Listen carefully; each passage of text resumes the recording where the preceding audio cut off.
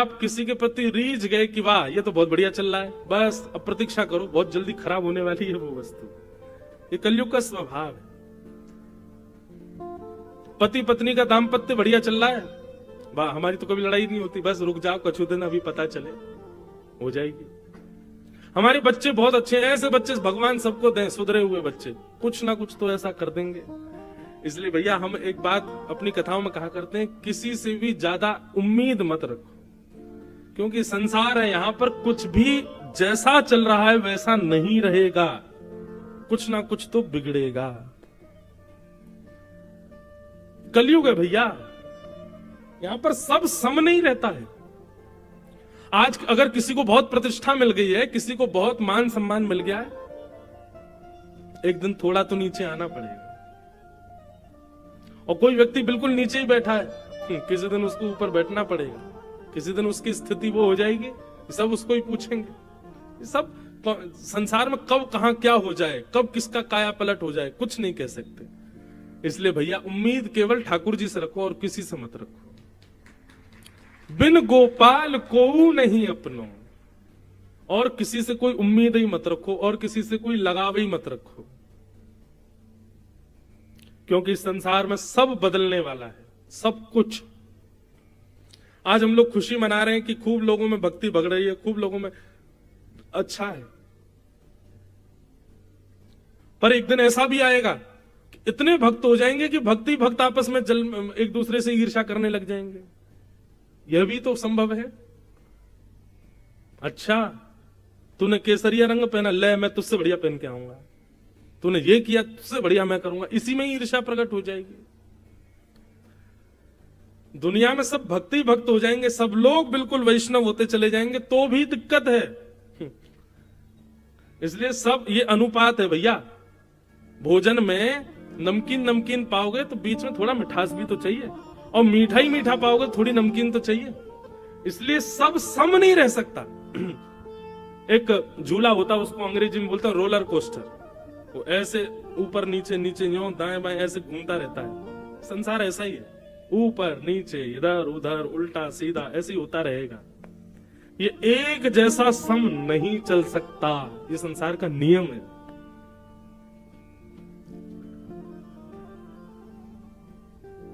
राजा परीक्षित के राज्यकाल का अगर आप लोग भाव सुन लेंगे ना तो कहेंगे ऐसा राजा तो कोई हुआ ही नहीं होगा। कहते हैं कारागृहों में जंग लग गई थी परीक्षित के राज्यकाल में। क्यों? कोई बंदी बनता ही नहीं था, कोई गलत कुछ करता ही नहीं था।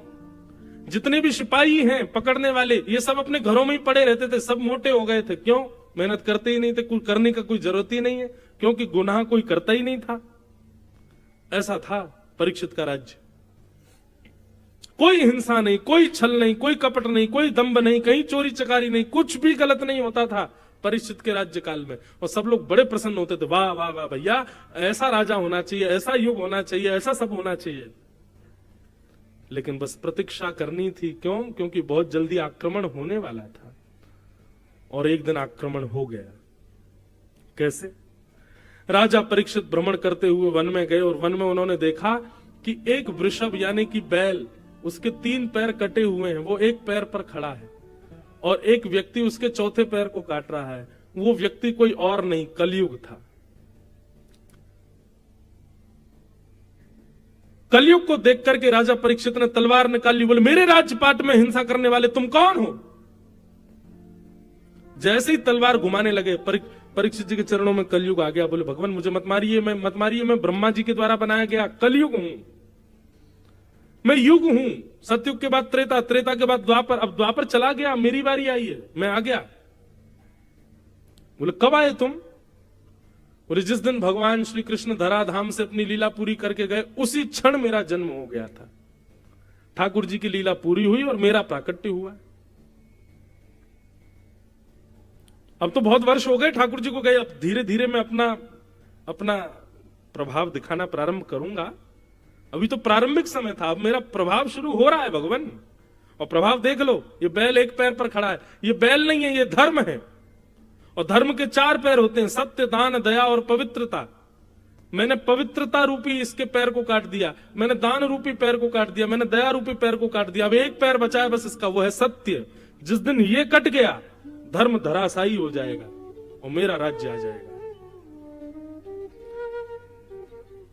आज आपको क्या लगता है, क्या धर्म बचा हुआ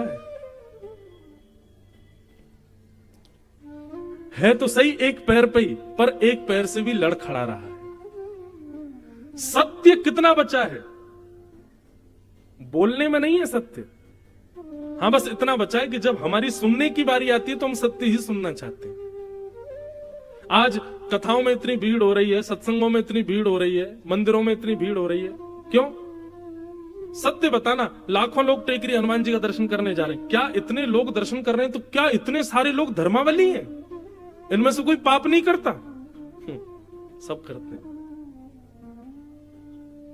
धर्म कैसा लड़खड़ा रहा है? मंदिर भी जा रहे हैं और मंदिर से बाहर आकर के थोड़े दिन बाद पाप भी कर रहे हैं। मैंने कहा ना, कलयुग बड़ा खतरनाक है भैया। ये आपसे धर्म भी करवाएगा, पुण्य भी करवाएगा, कथा भी सुनवाएगा, तिलक भी लगवाएगा, धोती भी पहनवाएगा, आपसे संत सेवा भी करवाएगा, तीर्थ यात्राएं भी करवाएगा, और इन सब के बीच पाप भी करवाएगा।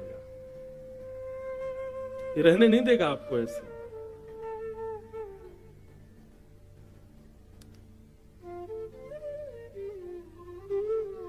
बस इसीलिए मैं बार बार कहता हूं, हम पे समय बहुत कम है। अभी समय है। कलयुग जैसे ही दूसरी करवट लेगा ना, तब तक बहुत देर हो जाएगी। और वो कभी भी ले सकता है, कल भी ले सकता है, परसों भी ले सकता है। इसलिए कोई समय का पता नहीं है भैया। जितना हो सके भगवत भजन करके जल्दी निपट लो, यहां से निकल लो। यहां ठीक नहीं है अब माहौल। अभी कथा भागवत आदि चल रही है, लेकिन ये ज्यादा समय तक नहीं चलेगी। मैं घोषणा कर रहा हूं मंच से, कुछ समय बाद ये सब नहीं हो पाएगा। भयावह समय आएगा और कथा, संत, महापुरुष, वैष्णवों को ही केंद्र बिंदु बनाया जाएगा। कुछ गलत किया जाएगा। भगवान करे उससे पहले हम तो चले जाएं। हम आप सब लोग निपट लें यहां से। बहुत भयावह समय आने वाला है भैया। कलयुग। तो मैं क्या निवेदन कर रहा था? सत्य के पैर काट रहा था कलयुग। धर्म का अंतिम पैर सत्य। परीक्षित जी महाराज चिंतित हो गए, बोले कि अरे कलयुग तुम आ गए? बोले जी निकलो अभी यहां से, तुम मेरा राज्य छोड़ करके जाओ, कहीं और जाकर के रहो, लेकिन मेरे राज्य में तुम नहीं रहोगे। बोले महाराज पृथ्वी के एक छत्र सम्राट हो आप, कहां जाऊं मैं? पूरी पृथ्वी के राजा हो और पूरी पृथ्वी पर मेरा आक्रमण। राजा परीक्षित बोले मैं जीने तो नहीं दूंगा तुमको यहां पर। बोले ये ब्रह्मा के द्वारा बनाया गया नियम है, आप इसको तोड़ नहीं सकते, आपको मुझे स्वीकार करना पड़ेगा। हां, आपकी इस वेदना को मैं थोड़ा सा इसका समाधान ये कर सकता हूं कि आप मुझे स्थान दे दीजिए कि ये तेरे स्थान है, तुझको यहीं रहना है। मैं आपको वचन देता हूं, उन स्थानों का मैं कभी त्याग नहीं करूंगा, मैं उन्हीं स्थानों में रहूंगा। और आप खुद देखिएगा, ये संसार के लोग खुद मेरे पास आएंगे। आप मुझे स्थान दो। कल परीक्षित जी बोले मैं ऐसे स्थान दूंगा कि कोई जाएगा ही नहीं तुम्हारे पास। बोले देख के दे लीजिए, जितने बुरे से बुरा स्थान दे सको दे दीजिए, लेकिन मैं भी वचन दे रहा हूं, ये कलयुग है महाराज, मेरा युग है, आदमी स्वयं मेरे पास आएगा। और 5 स्थान दिए कलयुग को। आज भी बंधुओं, और कलयुग के अंत तक भी कलयुग केवल 5 ही स्थानों पर रहेगा, लेकिन प्रभाव वो सब पर करेगा। और ये 5 स्थान कौन कौन से? द्योतम, पानम, स्त्रिय, सूना, यत्रा धर्मश्चतुर्विध, पुनश्च याचमानाय जात रूप मदात प्रभु। 5 स्थान। सबसे पहले कलयुग का स्थान क्या है? जुआ।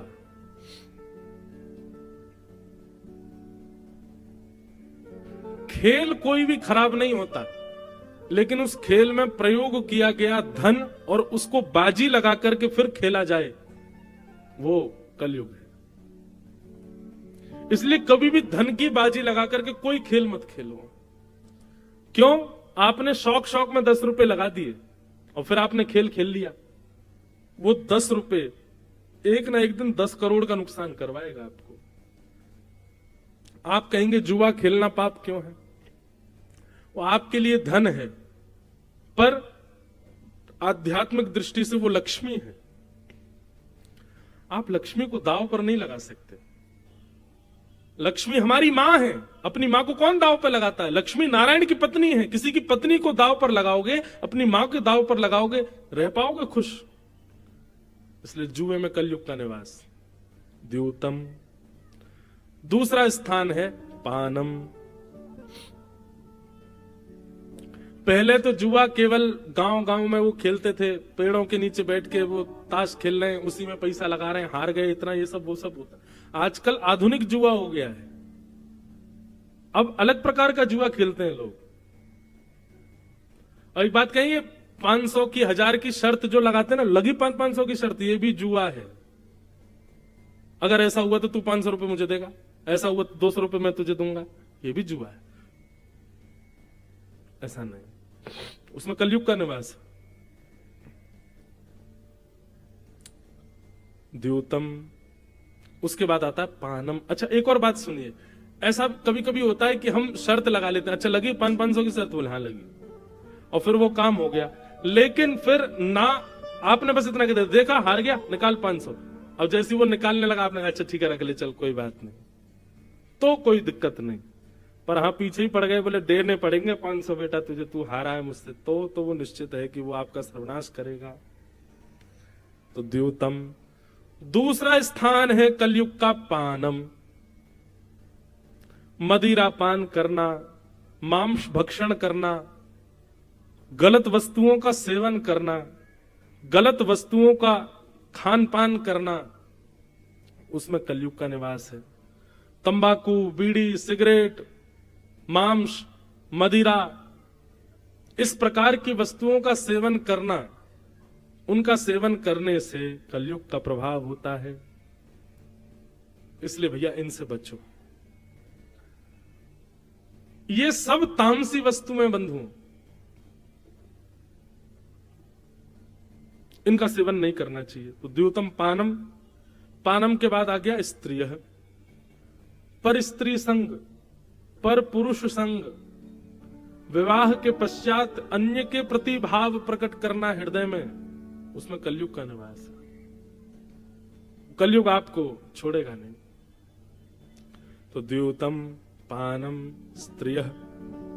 और चौथा स्थान है कलयुग का सूना। सूना कहते हैं हिंसा को, कलेश को। अभी आप लोग कथा सुन रहे हो, कितने ध्यान से कथा सुन रहे हो। दो लोगों की लड़ाई शुरू हो जाए बाहर, हाथापाई शुरू, आधे से ज्यादा पंडाल बाहर तमाशा देखने जाएगा, सब देखने जाए क्या हुआ, कौन मरा, कौन पिटा, कौन किसके लग गई, क्या हो गया। क्यों? हमारी रुचि हिंसा में होती है। कथा करने के लिए पूरे नगर में होर्डिंग लगाने पड़ते हैं, तब जाके इतने लोग आते हैं। पर हिंसा, लड़ाई झगड़ा करने के लिए कोई प्रचार नहीं करना पड़ता, बस दो लोग चौराहे पर लड़ लो, अपने आप भीड़ आ जाएगी देखने, अपने आप लोग इकट्ठे हो जाते हैं। एक व्यक्ति, एक जगह मेरी कथा चल रही थी, वो बोले महाराज जी आप थोड़ी सी कथा जो है वो मधुर रस में ज्यादा कथा करते हो। मैं तो कैसे करूं? बोले वीर रस में किया करो, थोड़ी मार झाड़ हो, थोड़ी उसमें यूं उठा पटक हो रही हो, यूं बताया जा रहा हो ठाकुर जी ने उठा के फेंक दिया, महाराज उठा के ये मुष्टिक प्रहार कर दी। मैंने वाह भाई ये भी कोई बात है? बोले महाराज जी थोड़ी न टकड़ भगड़ हो तब तो आनंद आवे। हिंसा, इसमें कलयुग का निवास है। किसी व्यक्ति ने, आप जा रहे थे कुछ गलत बोल दिया, तो आप उसको लेट को नहीं करोगे, ठीक है बोल दी क्या करना है चलो, नहीं। इसने बोली किसी घुमाओ बेटा बाइक, हाँ भाई 4 लोग लेके आ जल्दी। इसने बोली कैसे मुझसे ऐसी, और लिए पकड़ के मारा। जब उसको तूने इतनी बोली मैं तुझे इतनी बोलूंगा, इसको कहते हैं कलेश। घर में, परिवार में बहन कुछ बोल दे, भाई कुछ बोल, पत्नी कुछ बोल दे, तो उसको शांत रह करके सॉल्व नहीं करते हम लोग। हमारा क्या, इसने ऐसा बोला, अब ये बच के तो दिखाए मुझसे, मैं बोल के दिखाऊं उसको, मैं करके दिखाऊं उसको। ये हिंसा है, इसमें पाप निवास करता है, इसमें कलयुग निवास करता है। बंधुओं, ये कलयुग घरों में ऐसे ही आता है। किसी एक व्यक्ति का मूड खराब करके वो ऐसी कुछ बात बुलवा देगा कि बाकी लोगों का भी दिमाग खराब होता है, फिर एक दूसरे से लड़ाई झगड़ा कर करके सब कलेश करके खत्म कर देते हैं। ये कलयुग का खेल है, इसको समझिए। एक व्यक्ति की मति बिगड़ी, वाणी बिगड़ी, बाकी सब शांत हो जाओ, ठीक है, कोई अपने आप ठीक हो जाएगा। अभी चिल्ला रहा है, बोल रहा है, ठीक है कोई नहीं, इसके पैर पकड़ लो, जो कह रहा कर, ठीक, सॉरी, ठीक है, शांत रह करके। अग्नि प्रज्वलित होती है, घर में कहीं आग लग जाए तो पानी डाला जाता है कि उस पर और माचिस की तिल्ली फेंक दोगे और उस पर मिट्टी का तेल उछाल दोगे कि कपूर लाके फेंक दोगे? अग्नि तेज क्यों कर रहे हो? जैसे घर में आग लगने पर पानी डालते हैं, ऐसे ही घर के, परिवार के, मित्रों के, अपने संबंधियों में किसी एक में आग लगे, पानी डालो। और पानी का मतलब प्रेम, प्रेम बरसाओ, उसको हृदय से लगा लो, उसके पैर पकड़ लो, थोड़ा उसको समझा लो, मना लो, ज्यादा नहीं मानना, मौन हो जाओ, शांत हो जाओ, बैठ जाओ। जल का जो स्वभाव है वो प्रकट करो। आप अग्नि बन जाओगे तो फिर जल के राख हो जाओगे और तब कलयुग नाचेगा, आ गया मैं, हो गया मेरा आक्रमण। और फिर जाओगे, महाराज महाराज जी घर में बड़े कलेश होते हैं, क्या करें? बोले हाय टांग लो घर के बाहर, काला ये वो बना के टोटका यूं कर लो, नींबू मिर्च लटका लो घर के बाहर, चप्पल टांग लो एक, उससे ठीक है। अरे कलयुग इनसे रुकने वाला नहीं है। कलयुग का प्रभाव आपके परिवार में हो, आज के बाद अब घर में देखिएगा, कभी भी अगर कलेश की नौबत आवे, समझ जाना ये कलयुग है। और हमको अग्नि बनकर के नहीं, हमको जल का काम करना। हम जल कैसे बने ताकि ये शांत हो, उसको आने मत दीजिए अपने घर। द्योतम पानम स्त्रिय सोना। अब आया पांचवा। पांचवा क्या है? बिना मेहनत के कमाया गया धन, बिना परिश्रम के कमाया गया धन, घर बैठे बैठे कमाया गया धन, उसमें कलयुग का निवास। सोचिए, जहां बुद्धि ना लगती हो, जहां शारीरिक श्रम ना होता हो, जहां पर आपका दिन घर के बाहर व्यतीत ना होता हो, ऐसे जब आप धन कमाते हैं तो वो आपके हृदय को विकृत करता है, आपकी बुद्धि को विकृत करता है। बीच में एक टाइम आया था, वर्क फ्रॉम होम कर रहे थे सब लोग, घर से काम कर रहे थे, घर से पढ़ाई कर रहे थे, बच्चों के स्कूल बनते तो घर से ही पढ़ रहे थे। सही बताना, क्या हो रहा था वर्क फ्रॉम होम? क्या पढ़ाई हो रही थी बच्चों की घर पे? कुछ नहीं हो रहा था। जब तक आप पारिश्रमिक नहीं बनोगे, जब तक थोड़ा श्रम अपने तन से, बुद्धि से नहीं करोगे और उसके बदले धन नहीं कमाओगे, तब तक वो धन अशुद्ध है। आजकल भारत में एक नया काम शुरू हो गया कि लोग बाग ऐसे कामों की ज्यादा खोज करते हैं जिसमें कुछ करना नहीं पड़े, एक बार का इन्वेस्टमेंट, फिर पड़े पड़े कमाते रहेंगे। बैंक के भी ऐसे ही ऑफर आते हैं, मतलब आपको कुछ नहीं करना, एक बार पैसा लगाना है, फिर तो घर पे अपने आप पैसा आता रहेगा। इनसे बचो। ये जो घर में पैसा आता रहेगा, अपने आप कुछ करने की जरूरत नहीं, वो प्रॉपर्टी किराए पे दे दी, ठीक ठीक, ये कर दिया, वो कर दिया। अच्छा, अगर आपके काम ऐसे हैं भी तो उस धन को अलग रखो, उसको अपने प्रयोग में मत लीजिए। वो साल भर में कोई धर्म कर्म के कार्य हो उसमें लगाओ, असहाय लोगों की कोई सेवा हो वहां लगाओ, किसी गरीब कन्या का विवाह हो, किसी बालकों के पढ़ाने के लिए करना हो, वहां पर उस धन का प्रयोग करो। जैसे हमने दुकान किराए पे दे दी, अपना घर किराए पे दे दिया, जमीन किराए पे दे दी। अब ये मेहनत का धन तो नहीं है।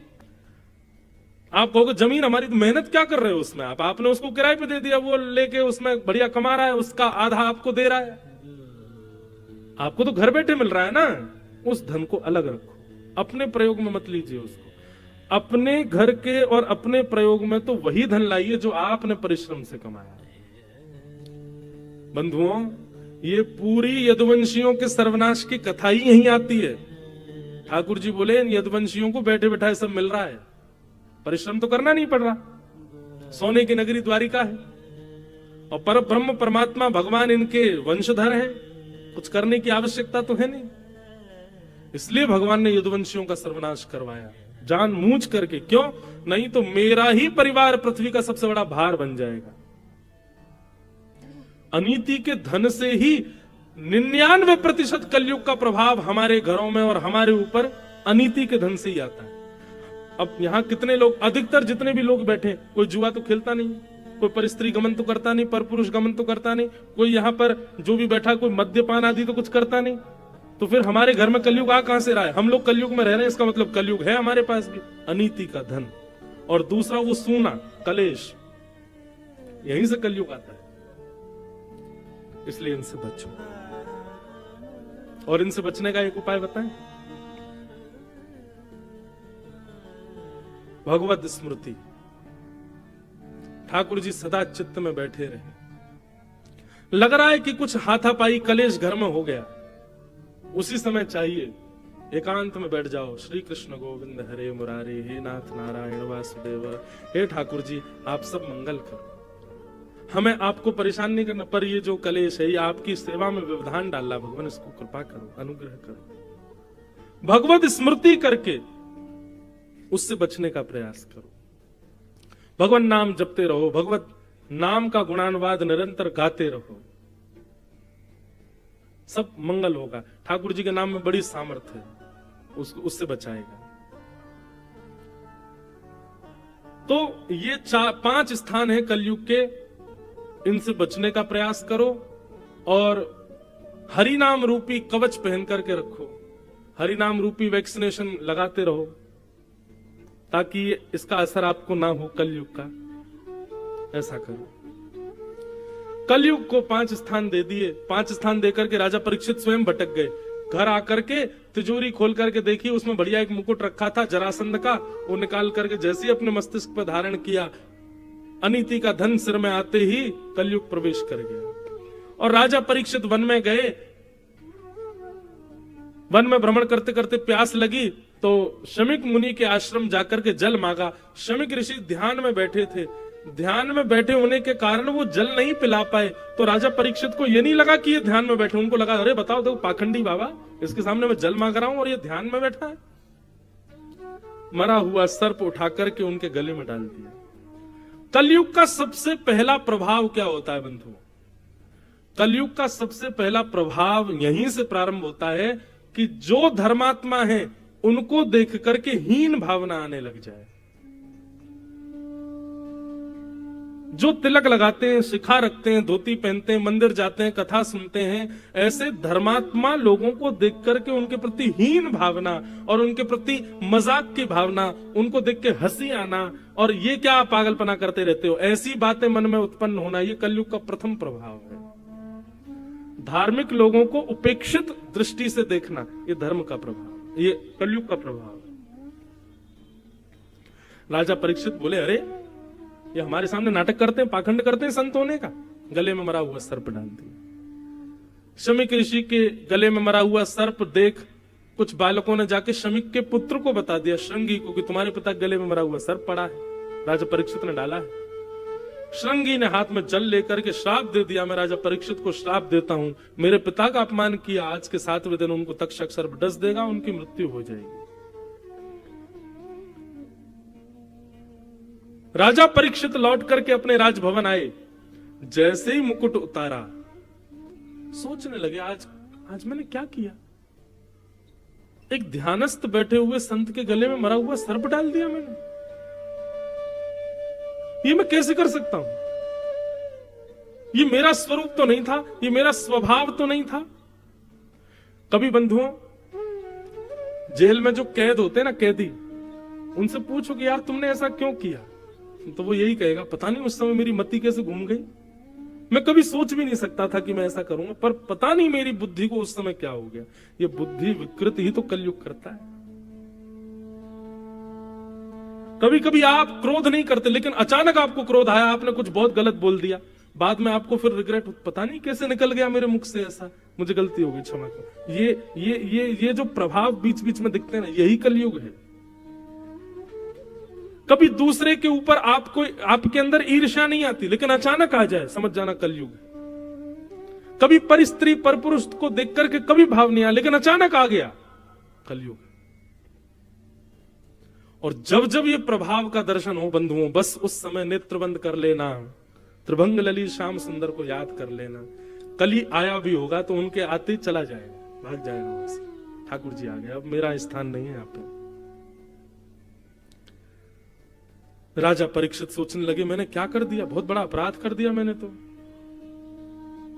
तभी शमिक ऋषि के आश्रम से एक गौरमुख नाम के शिष्य आए और आकर के बोले राजा परीक्षित, आपने जो आज किया है ना, उसका आपको परिणाम भोगना पड़ेगा।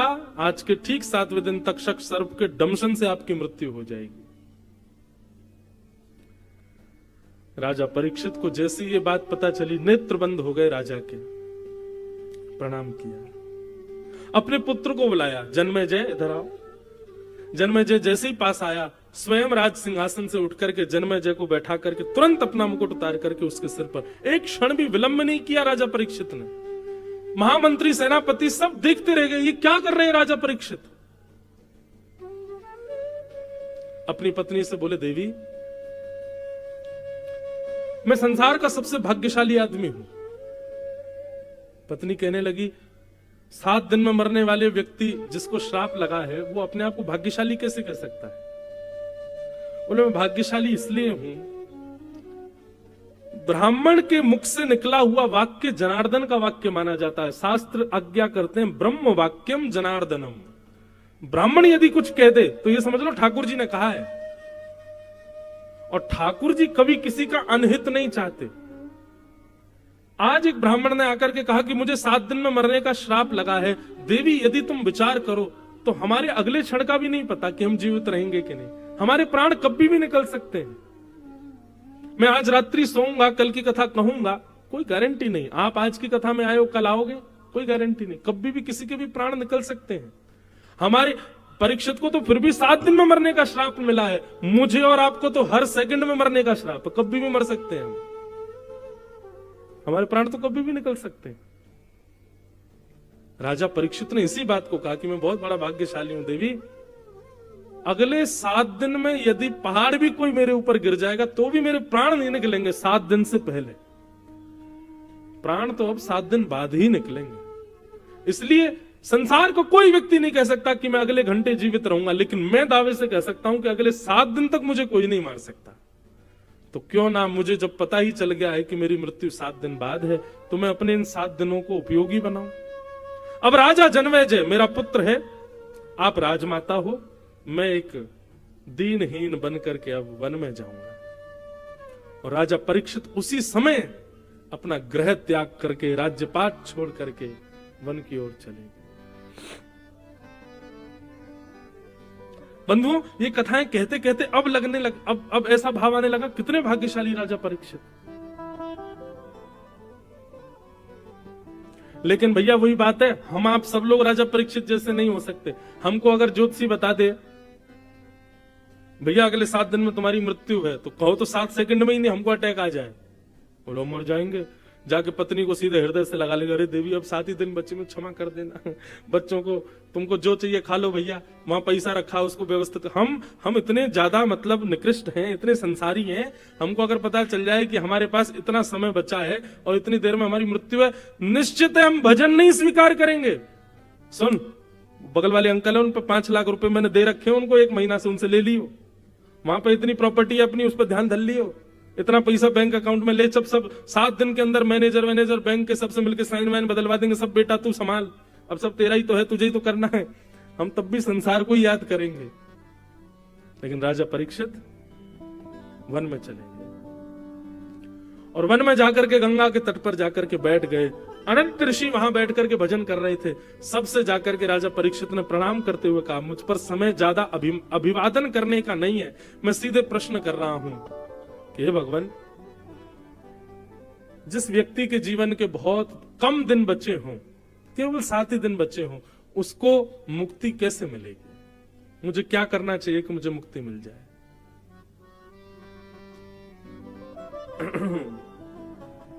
सबने अलग अलग बातें बताई। कोई बोला गंगा जी में खड़े हो जाओ, कोई बोला हिमालय पे चले जाओ, कोई बोला ये करो ये करो ये करो, लेकिन कोई भी प्रमाण से नहीं बोल पाया कि मुक्ति मिलेगी। तभी वहां पर श्री सुखदेव जी महाराज का आगमन हुआ। बोलो सुखदेव जी महाराज की जय। सुखदेव जी आकर के सीधे आसन पर बैठ गए और परीक्षित ने चरण पकड़ लिया। बोलो भगवान, परीक्षित ने एक आसन रखा था, आप में से जो जिम्मेवारी ले 7 दिन में मुझे मुक्ति देने की, वो यहां आकर के बैठे। कोई नहीं बैठा उस पे आके। 16 वर्ष के नन्हे से तुम द्वष्ट वर्ष, श्री सुखदेव जी महाराज आकर के उस पर बैठ गए और इतने विश्वास के साथ आकर के बैठे पद्मासन में, राजा परीक्षित को मुक्ति दिलाने के लिए मानो स्वयं चल करके श्री राधा रमन लाल पधारे हों सुखदेव जी के रूप में। सुखदेव जी के चरणों में वंदन किया और कहा, भगवान मेरे जीवन के केवल 7 दिन बचे हैं, मेरी मुक्ति का उपाय बताइए। अब यहां से सुखदेव जी महाराज कहना प्रारंभ कर रहे हैं और परीक्षित चरणों में विनती कर रहे हैं, तेरी शरण में आके मैं धन्य हो गया, तेरी शरण में आके सब लोग करताल बजा के धन्य हो गया। बंधुओं, हम सब भी परीक्षित हैं, हम भी सुखदेव जी से प्रार्थना कर रहे हैं, हे सुखाचार्य जी, इतने अल्प आयु में भगवत प्राप्ति का साधन आप ही हमको बता सकते हैं। हे भागवत जी, आप ही हमको आज्ञा करिए कि हम कैसे भगवत प्राप्ति करें। बंधुओं, आज 4 दिन हो गए कथा को, 4 दिन की कथा और शेष बची है। सब लोग भागवत जी से प्रार्थना करो, हे भागवत जी, हम बड़े भाग्यशाली हैं कि आप चल के हमारे नगर में पधारी, आप आकर के ये सुंदर ज्ञान हमको प्रवाहित कर रही हैं, जिससे हमारा जीवन सुखद आनंदमय बनेगा। इसलिए सब लोग करताल बजा करके भागवत जी से प्रार्थना करते हुए गाओ, तेरी शरण में आके मैं धन्य हो गया, तेरी शरण में आके मैं धन्य हो गया। जन्मों की प्यास थी जो, की प्यास थी जो, जन्मों की प्यास थी जो, की प्यास थी जो, संपन्न हो गया, तेरी शरण में आके मैं धन्य हो गया। करताल बजा के गाओ, श्री राधा रमण लाल की, श्री टेकरी हनुमान जी महाराज की।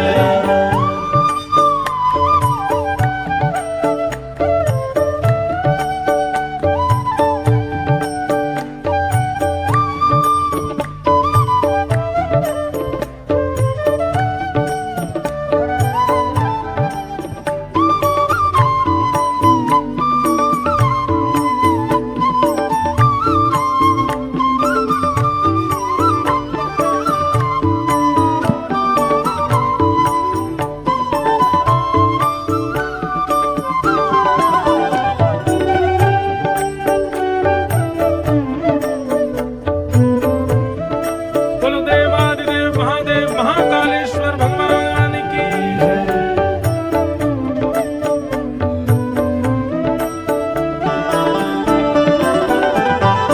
कितने मिले अमीर यहाँ, कितने गरीब हो, कितने मिले अमीर यहाँ, कितने गरीब,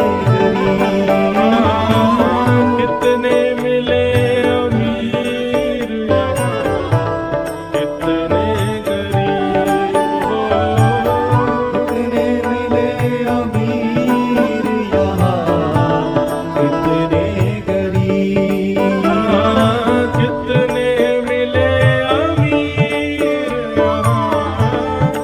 कितने गरीब हो, कितने मिले अमीर यहाँ, कितने गरीब, पर आप मिल गए तो, और आप मिल गए तो, पर आप मिल गए तो, और आप मिल गए तो, धनवान हो गया। और आप मैं धनवान हो गया प्रभु, आपकी प्राप्ति कर दी। हो गया, तो पर आप मिल गए तो, धनवान हो गया। और आप मिल गए तो, धनवान हो गया। ओ जन्मों की प्यास थी जो, की प्यास थी जो, जन्मों की प्यास थी जो, जन्मों की प्यास थी जो, संपन्न हो गया, तेरी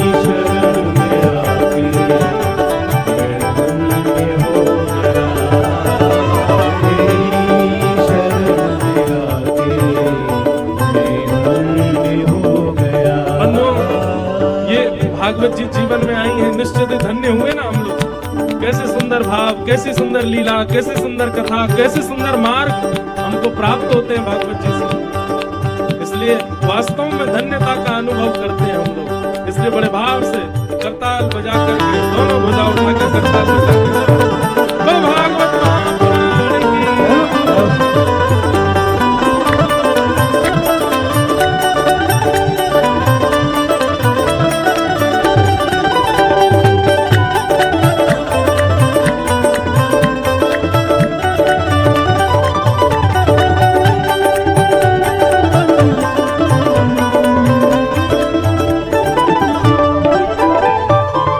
करना कभी न दूर प्रभु चरणों से आप हो।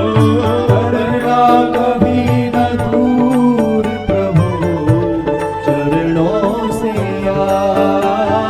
करना कभी न दूर प्रभु चरणों से आप हो। करना कभी न दूर प्रभु चरणों से आप। करना कभी न दूर प्रभु चरणों से आप हो। करना कभी न दूर प्रभु चरणों से आप। चरणों के ही सहारे, चरणों के ही सहारे, चरणों के ही सहारे, चरणों के ही सहारे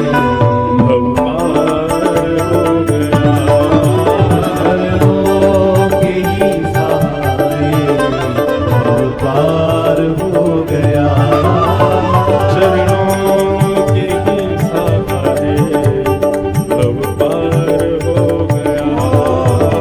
चरणों के ही सहारे भव पार हो गया। जन्मों की प्यास थी जो, जन्मों की प्यास थी जो, जन्मों की प्यास थी जो, जन्मों की प्यास थी जो, संपन्न हो गया। तेरी शरण में आके मैं धन्य हो गया। तेरी शरण में आके मैं धन्य हो गया। जय राधे राधे, जय राधे राधे, जय राधे राधे, जय राधे राधे, वृषभानु दुलारी जय राधे राधे, बरसाने वाली। जय राधे राधे, जय राधे राधे, जय राधे राधे, राधे राधे, राधे राधे, जय राधे राधे राधे, जय राधे राधे राधे, श्री राधे राधे, श्री राधे राधे, राधे राधे, राधे राधे, जय राधे राधे, जय राधे राधे, राधे राधे राधे, राधे राधे राधे, राधे राधे, जय राधे राधे, सब भाव से गाओ, राधे राधे, सब प्रेम से गाओ, जय राधे राधे, सब हिल मिल गाओ, जय राधे राधे, बरसाने वाली। राधे राधे, जय राधे राधे, राधे राधे, जय राधे राधे, राधे जय राधे, राधे राधे, राधे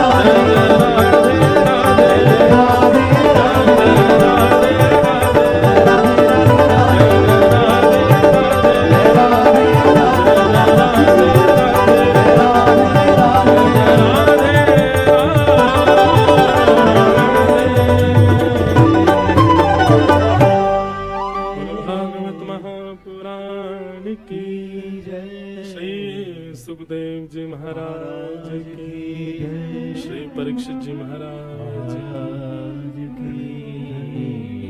बंधुओं, जीवन में ठाकुर जी कहते हैं मैं मानव के ऊपर 3 कृपा करता हूं, जीव के ऊपर 3 कृपा करता हूं। बहुत ध्यान से सुनिएगा सब लोग। हम पे कौन सी हो गई है नेक्स्ट सुनो। ठाकुर जी कहते हैं सबसे पहली कृपा मेरी क्या है? किन्नदे माध्यम सुलभम सुदुर्लभम। सबसे पहली मेरी जीव के ऊपर कृपा ये है कि मैंने उसको मानव बना दिया। हमारे ऊपर एक कृपा तो हो चुकी है ठाकुर जी की कि हम मानव हैं, जीव जंतु नहीं है, कोई कुकर सुकर नहीं है, गधा नहीं है, मछली नहीं है, जिब्रा जिराफ नहीं है, हम लोग मानव है। ये ठाकुर जी की पहली कृपा है। इसलिए जो लोग कोसते हैं मानव होने के बाद भी, ठाकुर जी ने क्या किया, अरे तुमको आंख नाक कान पैर सब दे दिए, मानव बना दिया, सबसे पहली कृपा है ठाकुर जी की। और भगवान ये बात आपको पता, मानव ये जो हम बैठे हैं ना, मानव ऐसे नहीं मिल जाते हैं। शास्त्रों में इसकी पूरी कथा बताई गई कैसे मिलता है। 84 लाख योनियों में मैं और आप हम सब घूमते रहते हैं, कभी चींटी बनते हैं, मर जाते हैं, फिर ठाकुर जी के पास जाए, ठाकुर जी एक बार एक मौका दे दो हमको। क्यों? इस 84 लाख योनियों के चक्कर से बचने का एक ही द्वार है, एक ही मौका है, और वो है मानव।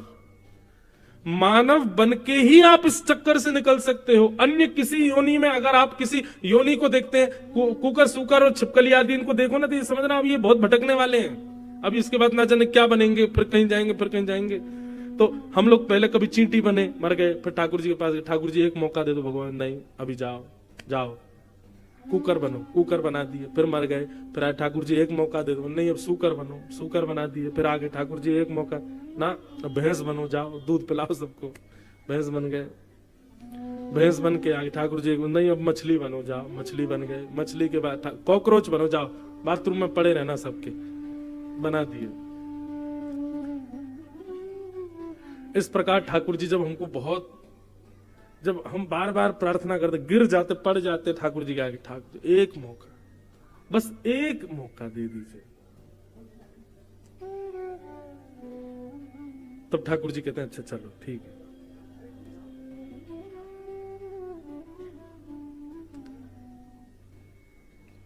ठीक है हम देखते हैं, आप लोग सब इधर देखो।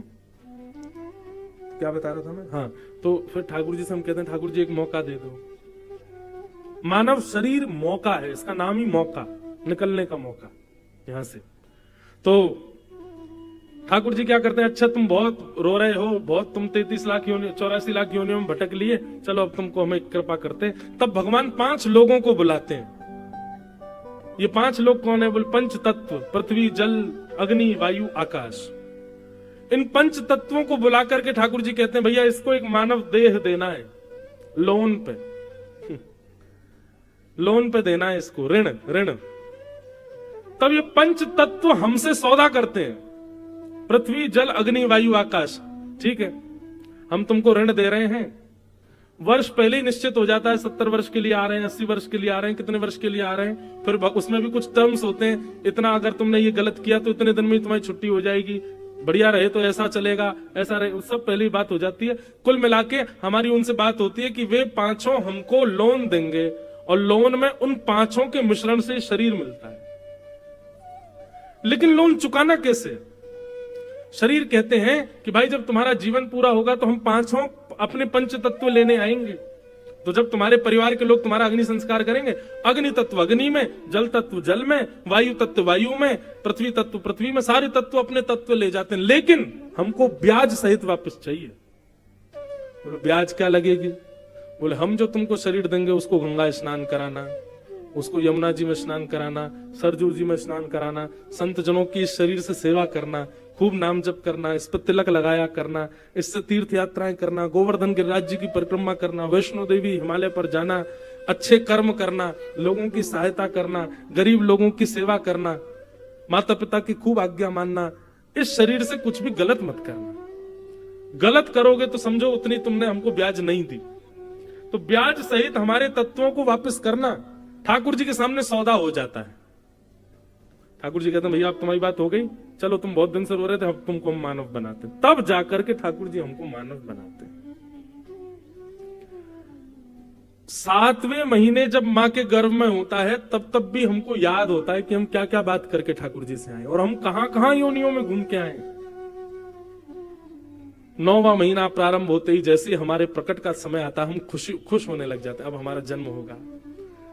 और जन्म लेते ही जब तक माता पिता भाई बंधुओं को नहीं पहचानते तब तक भी हमको सब याद रहता है, लेकिन जैसे ही ये माया अपना जाल डालना प्रारंभ करती है, ये माँ है, ये पिता है, ये भाई है, बंधु है, तुम्हारी इतनी संपत्ति है, तुम इतने पैसे वाले घर में हुए हो, तुम्हारा इतना सब कुछ है, ये भोग है, ये विलास है, इतने सारे संसार में ये सब, ओहो, इसकी चकाचौंध में इतने अंधे हो जाते हैं, भूल जाते हैं सब ठाकुर जी। फिर ठाकुर जी बीच बीच में आपके पास पत्र भिजवाते हैं। किस रूप में? जैसे गुना में कथा हो रही है, ये ठाकुर जी ने एक पत्र भेजा, बोले बेटा समझ जाओ, तुमको मानव बना के भेजा हमने, है कथा में जाओ सुनो व्यास जी से, क्यों आए हो तुम पृथ्वी पर। लेकिन बाहर से ही बोर्ड देख करके चले जाता है, अरे कहा भीतर बैठे 3 घंटा क्या करना है हमको। ठाकुर जी एक नहीं अनेक बार आपको मैसेज भिजवाते हैं, कथाओं के द्वारा, सत्संग के द्वारा, संत जनों के द्वारा, कि भैया तुम क्यों आए हो पृथ्वी पर, समझ जाओ। जैसे बैंक वाले लोन लेने के लिए फोन करते बार बार, हे भाई तुम्हारा लोन कब चुका रहे हो, तुम कब पूरा कर रहे हो, ब्याज ब्याज। तो ऐसे ठाकुर जी बीच बीच में कथा बताएं के द्वारा भेजते रहते हैं। तब भी नहीं मानता वो व्यक्ति, और दूषित क्रिया करते हुए जैसे ही प्राण त्यागता है, तब पंच तत्व उसके सामने खड़े हो जाते हैं और कहते हैं, भाई तुमने हमारी पंच तत्व तो वापस किए, लेकिन तुमने तो और अपवित्र करके वापस किया, इससे खूब मदिरा पान करी तुमने, है तुमने परिस्त्री संग किया, इतने दूषित काम किए, लोगों के पैसा मारे, छल किया, कपट किया, दंभ किया, लोभ किया। तब ये पंच तत्व भगवान से शिकायत करते हैं कि इसको ठाकुर जी ऐसी यातना देना, ऐसी यातना देना कि जीवन भर याद रखे। भगवान कहते हैं यातना देना हमारा काम नहीं, सौदा हमने कराया, अब जाओ, यमराज हैं, आदि हैं, इनसे जिससे तुमको यातना दिलवानी हो। तो पंच तत्व गले में फांसी लिए घूमे रहते हैं, हमको सब जगह भगवाते हैं, इतने साल नरक में रहेंगे, इतने साल वहां जाएंगे, ये करेंगे। इस तरीके से हमारा जीवन चलता है। तो भैया भगवान की सबसे बड़ी कृपा क्या है कि हम मानव हैं, और उसमें भी उससे बड़ी कृपा क्या है कि हम ठीक ठाक हैं, आंखें हैं, नाक है, जीभ है, कान है, हाथ है, पैर है, कोई शिकायत करने को लिए नहीं है कि भाई हम पे ये कमी है। ठीक है, कमी हो भी तो ठाकुर जी उतना लोन कम कर देंगे, सब कुछ है। ये भगवान की पहली कृपा। दूसरी कृपा क्या है कि नदेह माध्यम सुलभम सुदुर्लभम। फिर भगवान कहते हैं मैं दूसरी कृपा क्या करता हूं, बोले प्लवम सुकल्पम गुरु कर्ण धारम। बोले मैं उसको बार बार गुरुजन उसके जीवन में भेजता हूं, अगर ठुकरा दे तो वो उसकी इच्छा, लेकिन किसी एक को स्वीकार करके अपना गुरु बना ले तो समझना ये मैंने उस पर दूसरी कृपा की। क्यों? मानव तो बना दिया, अब मानव बनने के बाद सदमार्ग दिखाने वाले गुरु भी मैंने उसको दे दिए। ये मेरी दूसरी कृपा है। और मेरी तीसरी कृपा क्या है, बोले मयानुकूले नभस्वतेरितम। तीसरी कृपा भगवान बता रहे हैं कि उसके हृदय में भक्ति प्रकट हो जाए और वो अपनी अनुकूलता से रहना बंद कर दे, मेरी अनुकूलता से रहने लग जाए। जो मैंने गीता में बताया, जो मैंने रामायण में बताया, जो भागवत में, महाभारत में मेरे उपदेश हैं, उन उपदेशों को सुन करके मेरी अनुकूलताओं से अपना जीवन निर्वहन करने लग जाए। भगवान कहते हैं ये तीसरी कृपा है मेरी उसके ऊपर। ये 3 कृपा ठाकुर जी करते हैं।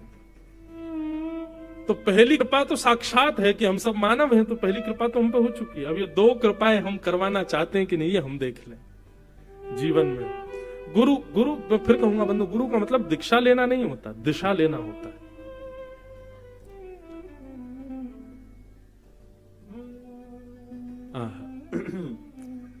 श्री सुखदेव जी महाराज के चरणों में परीक्षित बैठे हैं, और परीक्षित जी बैठ करके कहते हैं, भगवान मेरे जीवन के केवल 7 दिन बचे हैं, मुझे मुक्ति के लिए क्या करना चाहिए, कृपा करके बताओ।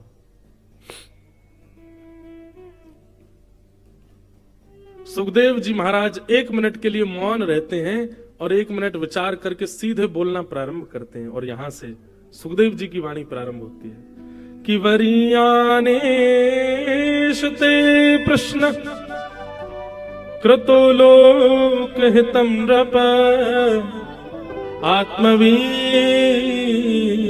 सम्मतः पुंसा श्रोतव्यादिशुयपर। बहुत सुंदर बात। कभी कभी इतना आनंद आता है हमको कथा के प्रथम द्वितीय स्कंद में, मन करता है इससे आगे बढ़े ही नहीं, इतनी बढ़िया चर्चा है, इसी को करते रहे। इस बार एक सौभाग्य हमको प्राप्त हो रहा है, 7 दिन 8 दिन की कथाएं, तो फिर अभी आज तक तो देखो कथा आराम से, कल से भागेगी कथा, कल से जल्दी कृष्ण जन्म करना है, फिर गोवर्धन पूजा करना, तो कथा थोड़ी शॉर्ट हो जाती।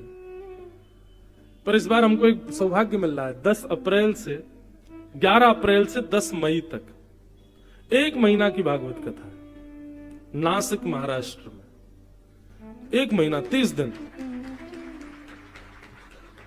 और वो 30 दिन की कथा होगी महाराज नासिक में। इतना आनंद आएगा, हम तो बस प्रतीक्षा कर रहे हैं वो कथा प्रारंभ हो, फिर एक एक विषय, एक एक भाव। अब यहाँ पर मुक्ति का वर्णन करते हैं श्री सुखदेव जी। मैंने आज तक कथा में नहीं सुनाई होगी, 2 प्रकार की मुक्ति, सद्यो मुक्ति, क्रम मुक्ति। अब वो मुक्तियां कैसी कैसी होती हैं उसका पूरा वर्णन श्री सुखदेव जी आगे करेंगे। फिर उसके बाद में परीक्षित कहेंगे कि नहीं भगवान अब मुझे मुक्ति नहीं चाहिए, फिर सुखदेव जी मंगलाचरण करेंगे, उनके मंगलाचरण इतना सुंदर। अब ये सब कथा 7 दिन के क्रम में हम कह ही नहीं पाते, इतना इतना सुंदर क्रम है। तो ये सौभाग्य मिलेगा, आप सब लोग तो भक्तिपथ यूट्यूब चैनल पे ही सुन लेना, रोज 4 घंटे कथा, 4 घंटा रोज, और 30 दिन तक। क्या कहें महाराज, 5 दिन का तो नंदोत्सव है वहां पे। 5 दिन तक नंदोत्सव ही चलता रहेगा। रोज सुबेरे कथा प्रारंभ, नंद घरानंद भयो जय कन्हैया, यहीं से ही प्रारंभ होगा। और फिर उसमें और विस्तृत भाव कि नंदोत्सव कैसा मन रहा है, और ब्रज में क्या हो रहा है, ब्रजवासी सब क्या कर रहे हैं, उसका हर दिन अलग अलग भाव आएगा। 3 दिन की गोवर्धन लीला, 3 दिन तक ठाकुर जी के गोवर्धन उत्सव का ही वर्णन, 2 दिन तक रुक्मणी विवाह, भीष्म पितामह की स्तुति तो लगभग 6 दिन की है वहां पे। ऐसे पूरा क्रम बनेगा, इतने दिन ये, इतने दिन ये, इतने दिन ये, बहुत आनंद आएगा, विस्तार से कथा होगी। श्री सुखदेव जी कहते हैं, परीक्षित आप कह रहे हैं 7 दिन में मरने वाली की मुक्ति का उपाय क्या है?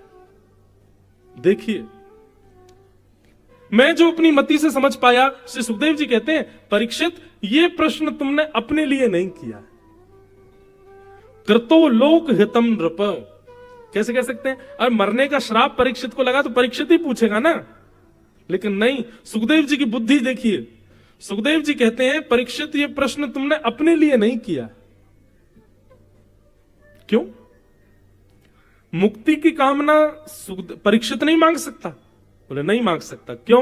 बोले वो ऑलरेडी मुक्त है, क्योंकि ये ऐसा बालक है जिसने अपने जन्म लेने से पहले ही अपनी मां के गर्भ में भगवान का दर्शन किया है। ठाकुर जी ने उत्तरा के गर्भ में प्रवेश करके परीक्षित की रक्षा की है। बोले इसका मतलब भगवत दर्शन इसको प्राप्त हो चुका है, मुक्ति तो इसको मिल ही जानी है। पहला कारण कि मुक्ति के लिए परीक्षित अपने लिए प्रश्न नहीं कर रहा है, क्योंकि उसने भगवत दर्शन कर चुका है वो। दूसरा कारण कि परीक्षित ने अभी अभी एक बात कही, येषाम संस्मरणात् पुंसाम सद्यः शुद्ध्यन्ति वै गृहा किम पुनर्दर्शन स्पर्श पाद शौचासनादि। परीक्षित, तुम इस बात को भली भांति जानते हो कि इतने सारे संत तुम्हारे सामने बैठे हैं। बंधुओं, जैसे इतनी भीड़ में आप श्रोता बैठे हैं, परीक्षित को जब मरने का श्राप लगा तो सोचो इतने संत उनके सामने बैठे थे। और परीक्षित, तुम इस बात को भली भांति जानते हो कि इतने संतों के बीच में तुम कुछ नहीं भी करो, केवल 7 दिन बैठे रहोगे तो भी तुमको मुक्ति मिल जाएगी। संतों के दर्शन से मुक्ति मिलती है। तो एक तो तुमने भगवत दर्शन किया है, दूसरे इतने सारे संत तुम्हारे सामने बैठे हैं, और तीसरा परीक्षित, यदि तक्षक सर्प से तुमको डसवाना ही था तो श्रृंगी 7 दिन का समय नहीं देता। वो सीधा बोलता कि अभी इसी वक्त तक्षक सर्प डस देगा और राजा परीक्षित की मृत्यु हो जाएगी। उसने 7 ही दिन क्यों दिए तुमको? मुक्ति पाने के लिए, और जो तुम मुक्ति मांग रहे हो ना, इस मुक्ति को पाने के लिए 7 जन्म, 7 साल, 7 मिनट, 7 सेकंड की भी आवश्यकता नहीं है। मुक्ति के लिए कितना समय चाहिए? बोले 1 क्षण। सुखदेव जी कहते हैं, किसी व्यक्ति ने जीवन भर पाप किया हो, जीवन भर दूषित काम किए हो, जीवन भर गलत काम किए हो, और ऐसे व्यक्ति के प्राण निकलने वाले हो, शरीर पूरा ठंडा पड़ गया हो, बस अंतिम श्वास नाक से निकलने वाली है, प्राण निकलने वाले हैं, और उसी समय उसके कान में कोई कह दे हरिशरणम, तो उसके जीवन भर के सारे पाप समाप्त, तो उसको मुक्ति मिल जाएगी।